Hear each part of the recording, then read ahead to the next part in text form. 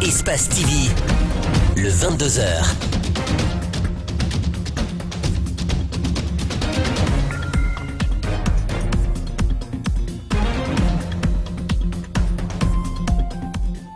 Bonsoir à tous, on se retrouve au compte de cette édition. Merci de nous choisir pour vous informer. Bienvenue dans le 22h, dans un instant le sommaire. Examen d'entrée en 7e année, à Kaloum, il y a eu une régression de plus de 50% par rapport à l'année dernière. Un exemple parmi tant d'autres, toutes les communes de la capitale sont d'ailleurs concernées. Qu'est-ce qui peut bien expliquer cette dégradation? À suivre également la réaction du SLEG et du SNU. Nous sommes le 3 juin. Même date, disparaissait Chérif Diallo. Une enquête ouverte depuis l'annonce de cette disparition n'a pas permis à date de savoir ce qui est exactement arrivé à notre confrère, chose que dénonce la direction d'Espace TV. Chérif Diallo, c'est tout Adafo Média qui se souvient de lui. Avec 57 meurtres par jour en 2017 selon les statistiques nationales annuelles, l'Afrique du Sud est l'un des pays les plus violents de la planète. Un tiers des meurtres sont liés aux armes à feu. Selon une ONG locale, un groupe de jeunes journalistes activistes produit une émission de radio pour dénoncer cette violence et la débanaliser.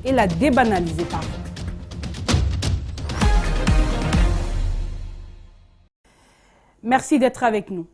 Les résultats de l'examen d'entrée en 7e année publiés lundi sont inquiétants. Dans toutes les 5 communes de la capitale, les résultats ont baissé de façon drastique par rapport à ceux de 2018. À Kaloum, par exemple, il y a eu une régression de plus de 50% par rapport à l'année dernière. Qu'est-ce qui peut bien expliquer cette régression? Quelles solutions pour pallier ce problème? Éléments de réponse dans ce reportage de Mamadou Kalisso et d'Ibrahima Souma. Le système éducatif guinéen connaît des difficultés. Le Premier ministre Kassory Fofana l'a reconnu au lancement du baccalauréat à Conakry. Les résultats de l'examen d'entrée en 7e année viennent de le confirmer. Dans la commune de Kaloum, par exemple, 1604 candidats ont composé pour 314 admis, soit 19,57%. C'est plus de 50% de chute par rapport aux résultats de 2018. Je crois qu'à partir de ces résultats-là, on se rend compte que le système est réellement malade, il faut diagnostiquer. Et ce n'est pas les évaluations-là qui peuvent redresser nos systèmes éducatifs. Autre fait troublant, la majorité de ces admis viennent des écoles privées, selon le directeur communal de l'éducation de Kaloum. Il y a des écoles à Kaloum qui n'ont pas eu d'admis, ça n'est jamais arrivé. Il y a des écoles qui n'ont eu qu'un seul admis. C'est la différence là, c'est fondamental. À Matam, sur 4479 candidats, dont 2409 filles, c'est seulement 1182 qui ont décroché leur examen, dont 589 filles, pour un pourcentage de 26,38%. Là aussi, le taux d'admission a baissé de plus de 40% par rapport à 2018. Ces résultats minables sont dus à plusieurs facteurs. D'abord, la grève du SLEG, déclenchée en début d'année scolaire, nous apprend-on à la DCE de Matam. Et il faut le reconnaître qu'après la grève, qu'après la suspension de la grève, les cours ont été intenses. Donc, ce qui fait que dans certains cas, les enfants ont été surchargés. N'est-ce pas? Ils n'avaient plus les possibilités de bien appréhender les cours comme si c'était en temps normal, comme s'il n'y avait pas eu de grève. Ensuite, ces responsables de l'éducation pointent du doigt la qualification de certains enseignants. Il y a des qualités au niveau de l'enseignement. Il y a des bons enseignants. Mais il faut reconnaître aussi qu'il y a des enseignants qu'il faut remettre en cause pour leur formation. N'est-ce pas? Il faudrait donc un suivi, il faudrait des cours de formation, il faudrait des cours de... voire même, n'est-ce pas, des périodes de formation au niveau de ces enseignants-là pour les adapter aux réalités actuelles du système éducatif. À la direction communale de Dixine, personne pour nous répondre. Le directeur communal serait malade et hospitalisé. Celui qui est censé assurer le relais, le chargé des examens, jusqu'à 12h30, n'était pas arrivé au bureau. 44,46%, c'est le taux de réussite au certificat d'études élémentaires pour cette année, un chiffre officiel fourni par le ministère de l'Éducation nationale qui est aussitôt interpellé par l'erreur de calcul décelée s'agissant du déroulement alors que le MENA se réjouit des structures comme le SLEG et le SNE rejettent ces résultats. 44,46%, le niveau de l'élève guinéen ne s'est pas pour autant amélioré. La faute à l'État qui a favorisé la grève des enseignants et le recrutement des enseignants contractuels, estiment ces structures syndicales. Elles n'écartent pas non plus la responsabilité parentale. Alceni Bari, Djibril Kabak Kamara. Pour une fois, le SLEG et le syndicat national de l'éducation sont unanimes. Ce taux de 44,46% d'admis au certificat d'études primaires constitue un échec pour le pays et une régression. En 2018, 60,41% d'élèves de la 6e année avaient réussi leur passage au collège.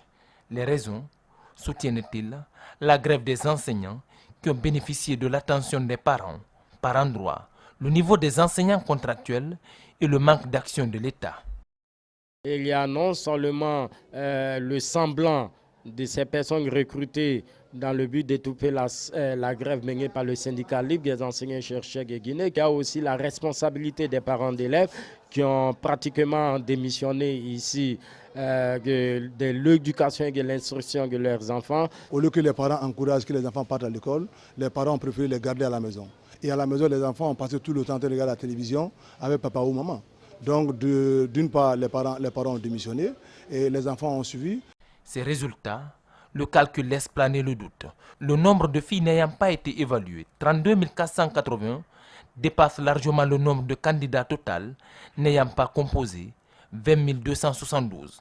Une situation que ces syndicalistes expliquent par le faible niveau des cadres qui ont coordonné cette évaluation.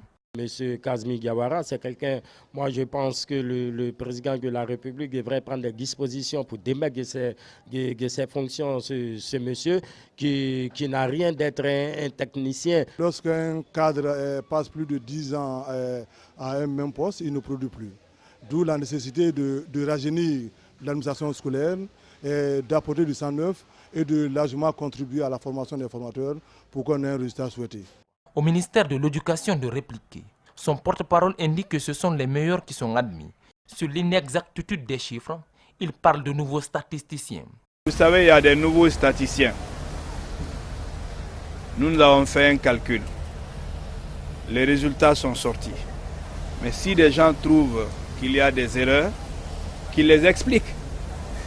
Pour mieux faire comprendre, 208 597 élèves ont été évalués sur 228 869. La différence nous donne 20 272 absents à l'examen. Or, le ministère indique que seulement 66 135 filles ont été évaluées sur 98 615 inscrites en début d'année scolaire. Ce sont 32 480 filles absentes. Ce qui pose la question des chiffres communiqués par les directions préfectorales et communales de l'éducation. Les promoteurs d'UNCO veulent que l'alphabet soit introduit dans le système éducatif guinéen. En mai dernier, il y a eu une proposition de loi sur la protection, la promotion et la valorisation des langues et cultures guinéennes à travers l'introduction de l'alphabet UNCO dans le système éducatif guinéen pour leur transcription et leur enseignement.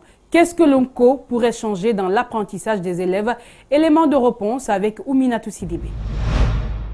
L'alphabet UNCO a été créé le 14 avril 1949 par le savant Kanté Souleymane. 77 ans après, il a pris un élan sur l'échelle internationale. Des réseaux scientifiques religieux, entre autres, sont créés autour de cette écriture pour faire sa promotion. Dans le système d'enseignement scolaire guinéen, des promoteurs de cette écriture ont déposé un projet de loi afin de pouvoir l'enseigner aux apprenants. Nous savons que depuis 1995, des écoles expérimentales bilingues et UNCO, transcription langue nationale et français, existent en République de Guinée. Les évaluations de ces écoles ont prouvé que l'expérience a été une réussite. Donc on se base sur cette expérience pour introduire les langues maternelles des enfants à l'école primaire par le biais de l'alphabet UNCO. Or, l'UNESCO nous dit que tout enfant qui maîtrise les connaissances instrumentales, la lecture, le calcul et l'écriture dans sa langue maternelle, maîtrise mieux une langue étrangère qu'un enfant dont la langue maternelle n'a pas été valorisée. Cette introduction d'Onko dans le système éducatif va contribuer, selon ce chercheur, à rehausser le niveau des élèves guinéens. Ensuite, faire la promotion de nos langues locales. Ça va permettre en Guinée de corriger les imperfections du système éducatif, mais aussi de rehausser le niveau des enfants. Aussi, ça va être un progrès pédagogique, scientifique et technique. Introduire l'Onko dans le système éducatif guinéen fera non seulement la promotion de la langue malinké, il ne faut pas s'en cacher, mais de toutes les langues de la Guinée, parce qu'aucun alphabet n'est indépendant de la langue. Il reste à savoir si les députés voteront cette promotion. On parle d'éducation toujours. Ils sont 260 étudiants sortants de l'Institut supérieur des sciences de l'éducation de Guinée à recevoir leur diplôme de fin de cycle dimanche dernier au Palais du Peuple. Cette cérémonie de remise s'est déroulée en présence du ministre de l'Éducation nationale. Maurice Sangaré a exprimé son souhait de recruter ces enseignants de spécialité désormais sur le marché de l'emploi. Reportage Abdraman Ba, Elisabeth Ditling, Tierno Sadouba. Ce dimanche, l'Institut supérieur des sciences de l'éducation de Guinée a remis des diplômes à 260 étudiants en fin de cycle. Ces sortants ont le sentiment de pouvoir servir l'école guinéenne. Notre souhait aujourd'hui, c'est d'avoir de l'emploi. Et je pense que déjà, nous pouvons être optimistes parce que le ministre de l'Éducation nationale et de l'alphabétisation n'a pas manqué de nous demander de déposer nos dossiers pour enfin trouver cet emploi que nous sommes en train de chercher. 5 lauréats parmi les sortants. Le ministre de l'Éducation nationale veut déjà compter sur leur rapport. Maurice Sangaré pense à les recruter. Pour demander humblement au directeur général de l'ISEC de nous faire parvenir demain même la liste de tous les étudiants certifiés de cette cohorte afin qu'ils puissent participer au recrutement de nouveaux enseignants bientôt. C'est la 9e promotion en LMD et la 3e promotion en sciences de l'éducation. Elle porte le nom de Jean Lamenté Fendouno, décédé en avril dernier. Père de l'ancien joueur du Sili national Pascal Fendouno, Jean Lamenté enseignait la pédagogie à l'ISEG. Journée d'échange, d'expérience et de concertation entre les acteurs de l'agriculture issus du secteur privé à Conakry. Le forum a pris fin ce mardi sous la présidence du Premier ministre Kassory Fofana. Des engagements ont été pris. Les participants disent garder espoir quant à l'implantation des unités de transformation des produits agricoles en Afrique, mais particulièrement en Guinée. Malik Sangiana Kamara, Lamine Silla pour le compte-rendu. La majorité de la population guinéenne, à l'image des autres pays du continent, vit en milieu rural. Environ 76% de cette population pratique l'agriculture, informe le Premier ministre. Les performances du secteur sont cependant limitées. La dépendance aux importations des produits alimentaires reste encore forte avec un déficit de la balance agricole d'environ 35 milliards de dollars américains. Notre conviction est que le secteur agro-industriel est susceptible de constituer un vecteur puissant pour la transformation du système productif du continent, en contribuant de manière effective à la réduction de la pauvreté. Plus que jamais, la question est de savoir comment intégrer les petites exploitations agricoles qui constituent l'essentiel de notre secteur agricole dans la chaîne de valeur. La mise en œuvre du programme de développement des zones spéciales de transformation agro-industrielle devrait permettre d'accompagner aisément les acteurs du secteur privé. Les zones de transformation agro-industrielle sont conçues pour que le secteur privé soit le leader, parce que c'est eux qui doivent faire la transformation. En tant qu'État, nous, avec les fonds privés, on ne peut que les encadrer. Un ouf de soulagement pour ces acteurs évoluant dans l'agrobusiness. Pour eux, les produits agricoles pourraient être valorisés. J'avoue que le résultat d'aujourd'hui, je suis comblé à plus d'un titre. Donc pourquoi je suis comblé? C'est pour vous dire que nos produits agricoles ne vont jamais pourrir. Vous ne verrez plus. Donc ça crée de la valeur ajoutée pour le planteur, pour le producteur. L'atteinte d'une autosuffisance alimentaire, améliorer la chaîne de valeur dans la production destinée à l'exportation, assurer la sécurité alimentaire, telle est la vision projetée par la Banque africaine de développement. L'Organisation pour la sensibilisation environnementale en milieu scolaire et communautaire a sémé 5000 plantes d'acacia Mangium sur une surface de 2 hectares dans la sous-préfecture de Donko à Sigiri, une initiative qui s'inscrit dans le cadre de la mise en œuvre de son projet de sensibilisation sur les risques et dangers liés à l'utilisation du mercure dans l'exploitation artisanale de l'or et de reboisement des zones minières fortement impactées par des activités anthropiques. Ce projet, financé par le programme du microfinancement de l'USAID à travers le Fonds mondial de l'environnement, est apprécié par les populations bénéficiaires qui comptent s'investir activement pour la pérennisation de ce taquis. Alpha Omar Koïta, notre correspondant régional à Kankan.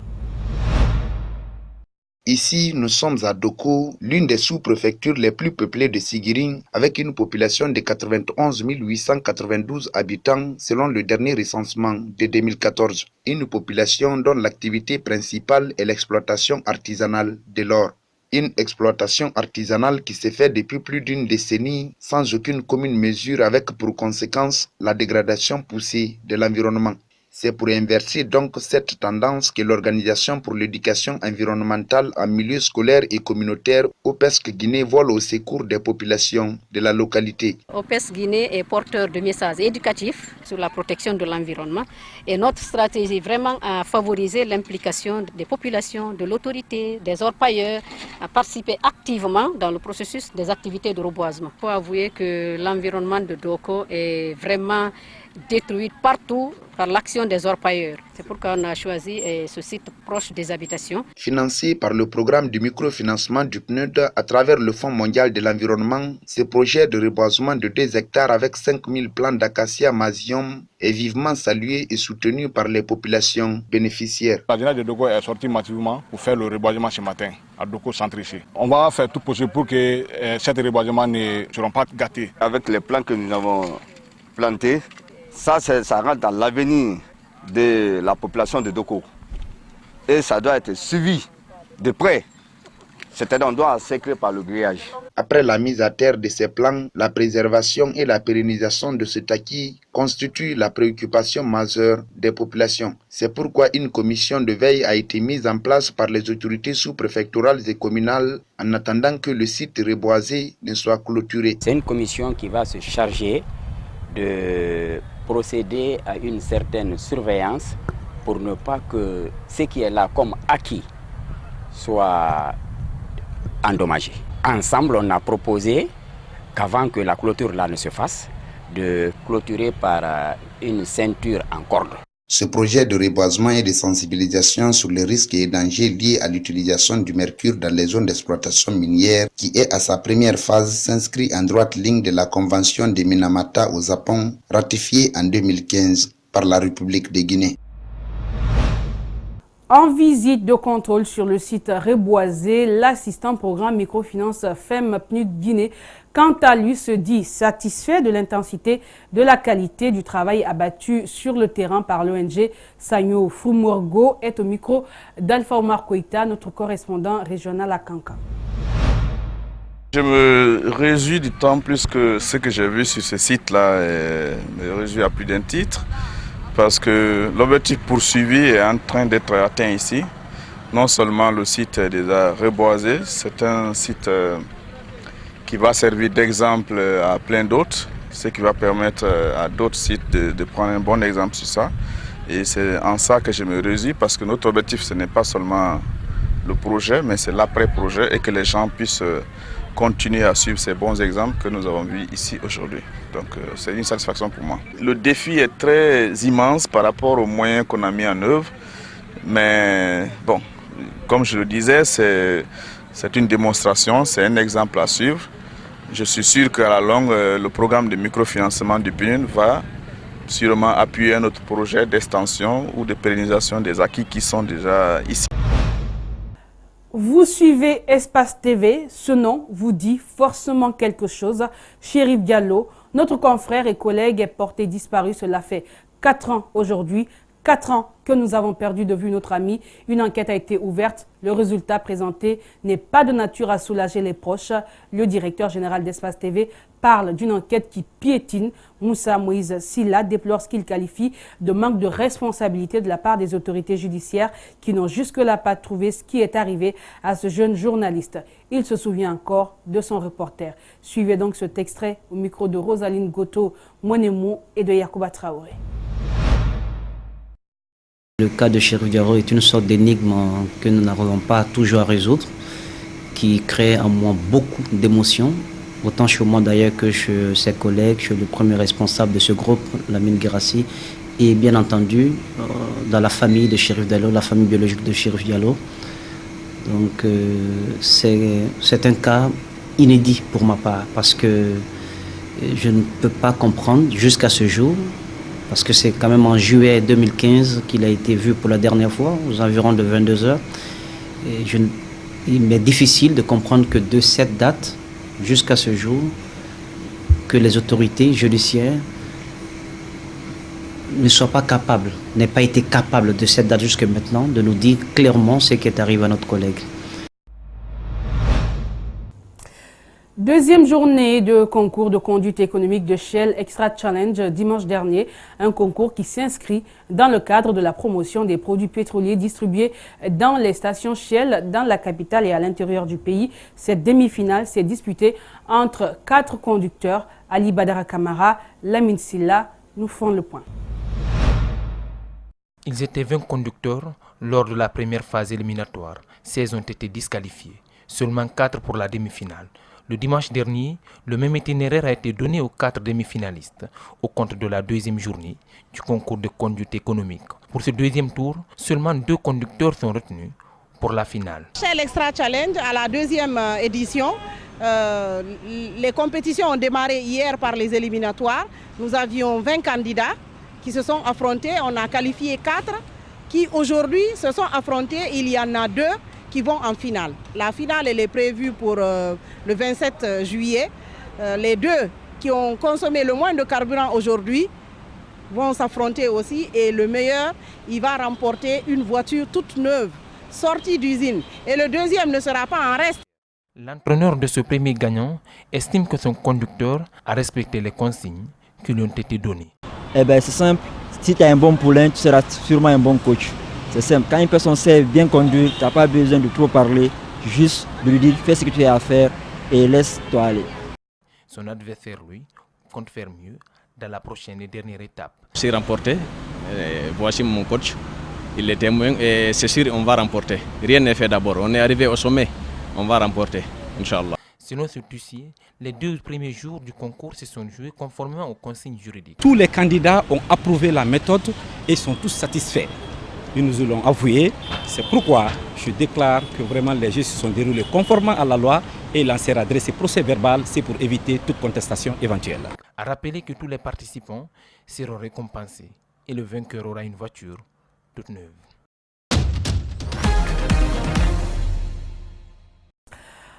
Hors de nos frontières, direction le Kenya. De ce côté, le ministre des Finances, Henry Rotich, et 15 autres hauts fonctionnaires comparaissent devant un tribunal à Nairobi pour des accusations de corruption liées à la construction de 2 barrages. Rotich plaide non coupable aux accusations. Escroquerie, abus de pouvoir, malversation, c'est une vaste affaire de corruption qu'ouvre la justice kenyane. Henry Rotich, le ministre des Finances, et plus d'une vingtaine de personnes sont devant le tribunal.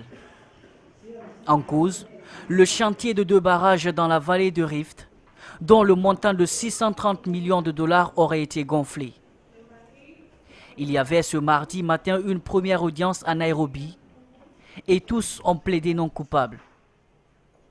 Impassible tout au long de l'audience, Henry Rotich a nié toutes les charges qui pèsent contre lui, tout comme les 16 autres accusés présents au tribunal. Une dizaine de personnes étaient absents.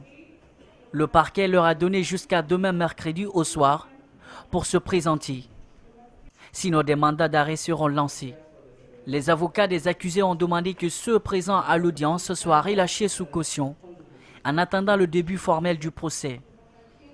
Le procureur ne s'y oppose pas, mais a posé des conditions. Chacun devra donner son passeport, s'engager à ne pas aller au bureau ni approcher des témoins. Une vingtaine de personnes sont tuées par balle chaque jour en Afrique du Sud. Dans le township d'Alexandra à Johannesburg, un groupe de jeunes journalistes activistes produit une émission de radio pour justement dénoncer cette violence et la débanaliser. L'émission est suivie par environ 150 000 auditeurs, un franc succès. The topic of the day is the role of policy and how you can influence gun laws. Pour Jennifer Gobeni, la radio, c'est plus qu'un hobby. Avec une poignée d'autres adolescents, elle anime une émission sur les ravages des armes à feu. Un programme produit au cœur d'Alexandra, l'un des townships les plus violents de Johannesburg. L'usage des armes à feu, c'est quelque chose que les gens d'Alexandra ont tendance à banaliser. Ce n'est pas bon. Alors, parler de cette violence à la radio, ça fait réaliser aux auditeurs que ce n'est pas normal de voir des gens se faire abattre. Selon l'association pour une Afrique du Sud sans armes, environ 20 personnes sont tuées par balle chaque jour dans le pays. Marianne est membre de l'ONG, elle forme ses journalistes en herbe et espère que leurs reportages parviendront à changer le quartier. Alexandra a un héritage de violence. On surnomme le quartier Gomorrhe. Il n'y a pas de quoi être fier. Qui voudrait être comparé à Gomorrhe? Gomorrhe comme la cité pécheresse dans la Bible. Chaque semaine, Jennifer et les jeunes reporters descendent dans ces rues pour récolter des témoignages sur la violence quotidienne. Des interviews qui sont au cœur d'une émission hebdomadaire d'1 heure. On fait du mal à la société en refusant d'aborder certains sujets. Alors le fait de parler, pour nous, ça montre à d'autres jeunes que leur voix compte. Je ne veux pas dire qu'on donne une voix à ceux qui n'en ont pas, ce n'est pas ça. Ils ont des choses à dire. Ce qui leur manque, c'est une plateforme pour le faire. Et c'est ce qu'on fait, on leur donne la possibilité de parler de leurs problèmes. Depuis la création de l'émission en 2014, une cinquantaine d'adolescents y ont participé. Certains deviendront peut-être journalistes, d'autres militants contre les armes à feu, mais tous veulent voir disparaître le fléau de la violence à Alexandra. Et puis pour terminer, ces réactions, la prochaine présidente de la Commission européenne, Ursula von der Leyen, félicite le nouveau Premier ministre britannique Boris Johnson à l'occasion d'une visite à Paris. First of all, congratulations to Boris Johnson to be nominated as Prime Minister. And I'm looking forward to have a good working relation with him. There are many different and difficult issues to tackle together. We have challenging times ahead of us. I think it is very important to build up a strong and a good working relation because we have the duty to deliver something which is good for people in Europe and in the United Kingdom. So I'm looking forward to working with him. Thank you. C'est sur ces images qu'on se quitte. C'est la fin de cette édition. Grand merci à tous de l'avoir suivi. Merci à l'équipe technique du jour, mais aussi à la rédaction. Portez-vous bien. Quant à moi, on se retrouve la semaine prochaine. D'ici là, bonne suite de programme sur Espace TV.